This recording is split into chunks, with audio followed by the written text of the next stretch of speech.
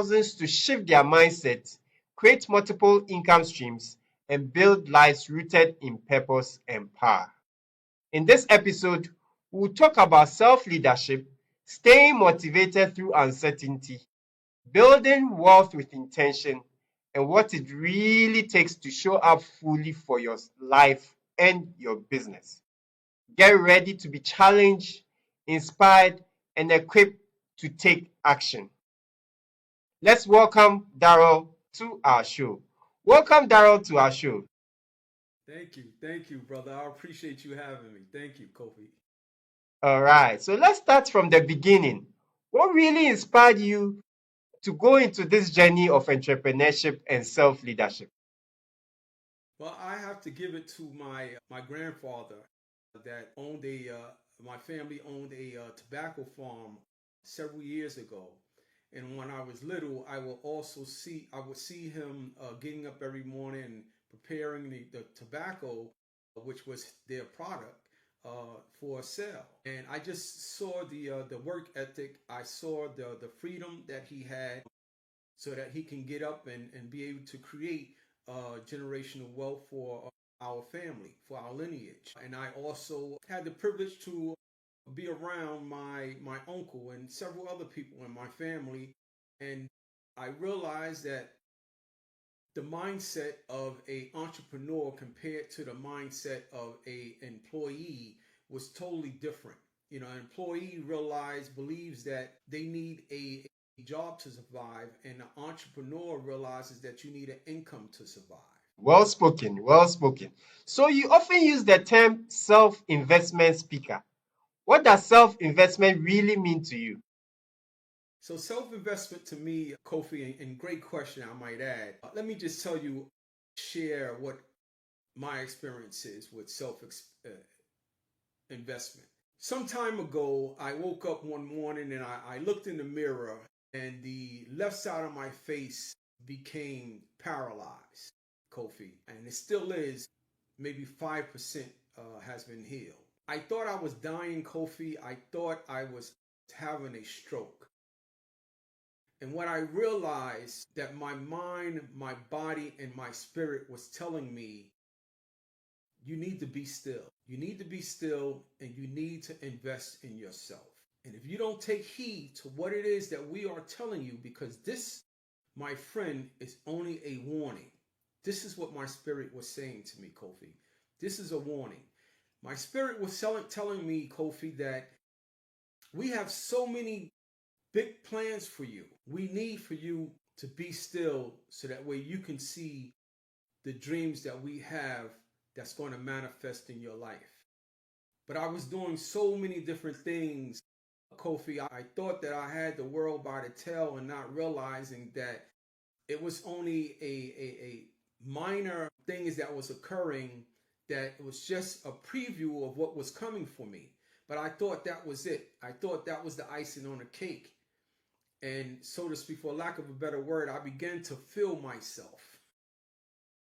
I knew it all. I thought I had it all. And I also realized that just when you think you know everything, you realize you know nothing at all.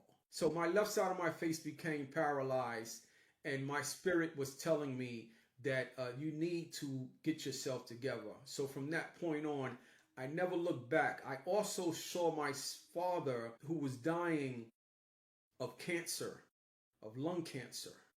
And we was in the hospital, Kofi, and he looked at my mother and he looked at me, and he looked at my mother and he looked at me, and he said, Mom, Mom.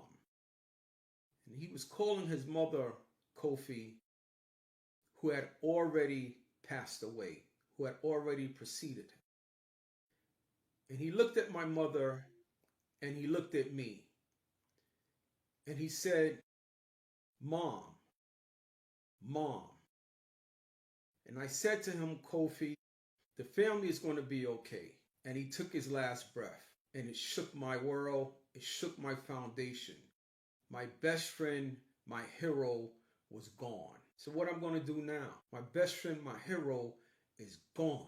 What I'm going to do now? The question I asked to God was, I know you hear me, but are you listening? what I'm going to do now. What it made me realize, what I believe the answer that was presented to me is, you cannot take life for granted. You cannot take time for granted. So it was in that moment when I realized I need to shift my mindset and I need to start investing in myself. It was in that moment when I created my 4-step self-investment method. And if your listeners are listening, I would employ them to write this down. My 4-step self-investment method is: number 1, have a plan. Have a plan. Benjamin Franklin says, if you fail to plan, you plan to Plan fail. to fail. Number 2, eliminate your distractions. I ask my clients these 2 questions, Kofi. What are your goals and what are your distractions? You cannot reach your goals until you eliminate your distractions. Number 3, execute your goals. Execute your goals. Number 4, which is one of my favorites, get out of your own way. Get out of your own way and start investing in yourself. I am certain when they implement these 4 steps, they will have a huge impact on their personal and professional life. So watching my father take his last breath, my face becoming paralyzed and being stressed out over life, made me shift my mindset into investing in myself. All right. So, Darryl, thank you so much for sharing this with us. So like you just mentioned, you are very big on self-leadership and also mindset. But why do you believe that mastering oneself is the first step to entrepreneurial success? So there was a movie some time ago with Superman, right? Superman was, Lois Lane was in the helicopter, and the helicopter crashed into the building, and Lois Lane was falling from the sky, Kofi, and she was saying, "Help me, help me, help me. Somebody please help me." And out of nowhere, Superman swoops her up and grabs her and says, "Lois, I got you. I got you." And Lois Lane looks at Superman and says, "Well, if you got me, who got you? If you got me, who got you?" Becoming an entrepreneur, you have to begin to master your own mind. You have to begin to understand the power that you have within. Because if you don't, you will allow other things to distract you from your goal. You will allow other things to distract you from being focused. And it's imperative that they understand that grinding, in most entrepreneurs, you always hear them say the terms, repeat the term, "I'm grinding, I'm grinding." Let me just say that I would employ them to stop using this word, because grinding is activity. Focus is productivity. Grinding means I'm just busy, I'm just moving around. But focus is productivity. Focus is when you begin to see things start to manifest for you. But the only way you can be focused is you have to eliminate your distractions in order to become the best entrepreneur that you visualize yourself as. So self-investment, self-mastery, there is no way you can become the best entrepreneur in the world, have the best company in the world, until you visualize it first. As they say, see it, then believe it. And then once you practice this, then you'll start understanding and realize this is just muscle memory. Everything that I'm doing is just muscle memory. And you start realizing that I start eliminating these distractions. And your distractions can come from family, distractions can come from food, distractions can come from friends, distractions can come from TV, social media. So it's imperative that you eliminate these distractions in order that you become focused focus on your goals. Now, a lot of people may not understand the focus that you're about to Yes. step into, but that is not your problem. That is not your problem. My father always said, I will show you better than I can tell you. Right? Mm. So I'm going on this journey, and this is an open letter that people can write to their friends and family or whoever it may be, but I am going on a journey. I do not know where this journey is going to take me. If you are here when I return, I appreciate you. If you are not here when I return, I appreciate you. But I am going on this journey.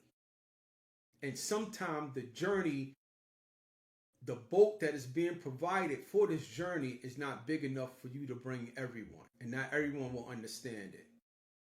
But that's okay, because in the end, they'll understand this is what he was doing. Now I understand what she was doing. Now I understand her purpose. Now I understand her gift. Now I understand her talent. Now I understand why she had to master herself, master her mind, and invest in herself in order to start investing in others. And that is the whole goal. The things that we are doing, the entrepreneurship and everything else, is to be of service. Mm.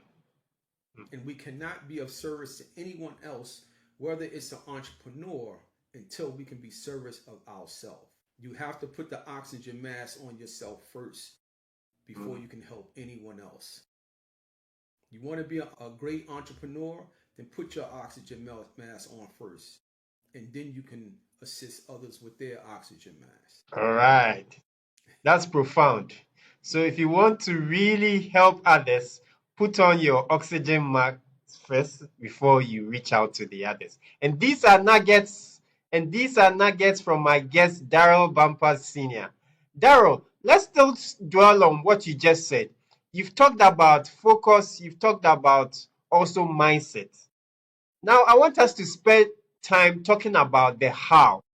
So how do we stay focused? How do we really work on our mindset? Can you help us with some practical steps we can take? Great question, Kofi. You know, life is easy.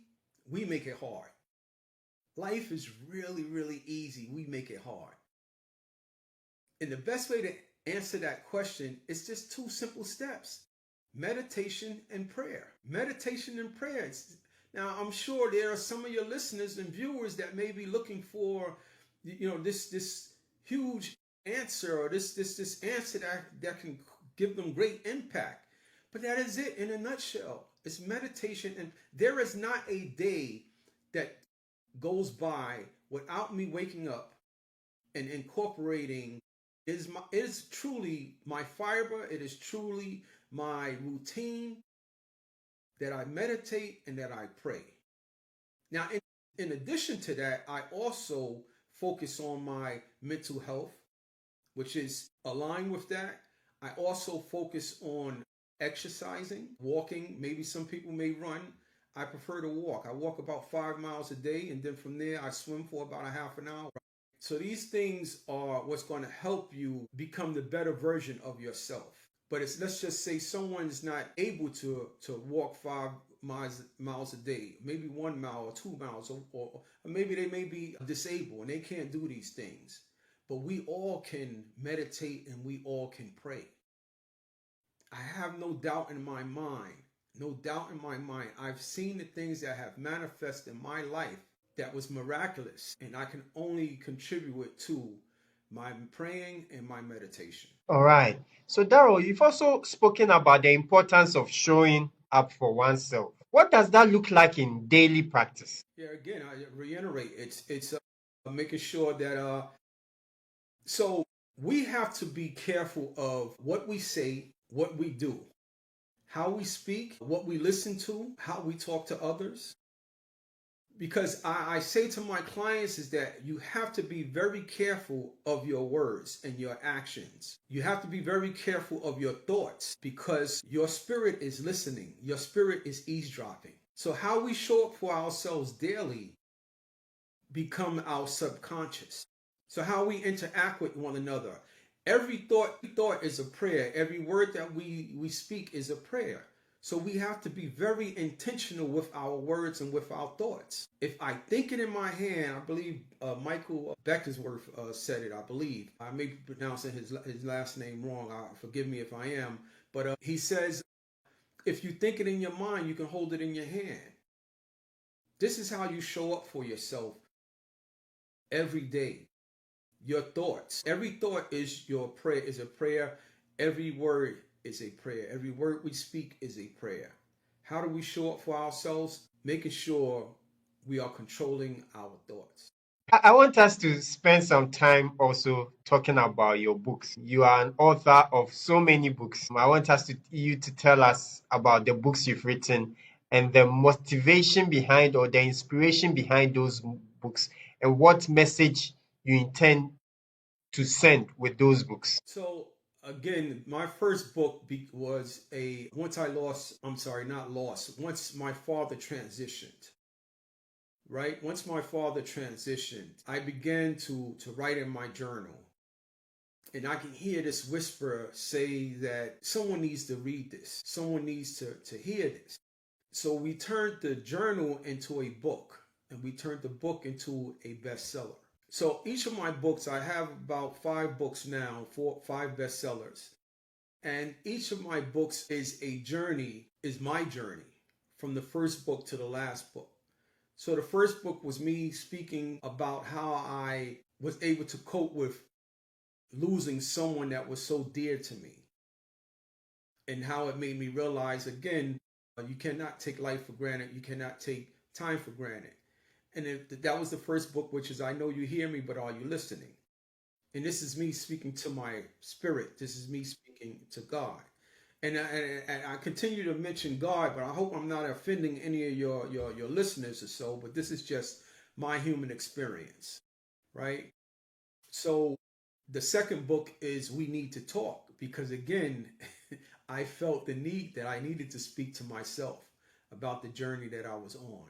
So the books are pretty much a conversation that I'm having with myself along the journey and the transitioning that was occurring throughout my life, even up until present time. And the next book was Mr. and Mrs. Distraction. As I mentioned in the 4 steps, is eliminating distractions. And that's how I came up with that, because Mr. and Mrs. Distractions can come in all forms. People may think that distraction is from maybe a person, but no, it could be because maybe you had a bad experience, or Mother Nature came and attacked, and we wasn't expecting that, and now this is a huge distraction for someone. But how do you deal with this distraction? Do you sit and dwell on it, or do you move forward? Martin Luther King Jr. says, if you can't fly, then run. If you can't run, then walk. If you can't walk, then crawl. But whatever you do, you have to keep moving forward. You have to keep moving forward.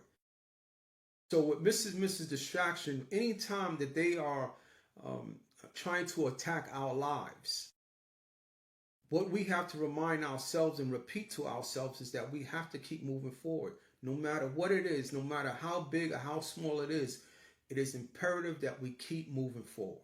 Mm. And the next book Keep was How to Become Motivated in a Pandemic, which we all know that the whole world was dealing with something, and I felt the need to inspire others so that way they wasn't feeling a huge distraction, which was a huge distraction for us.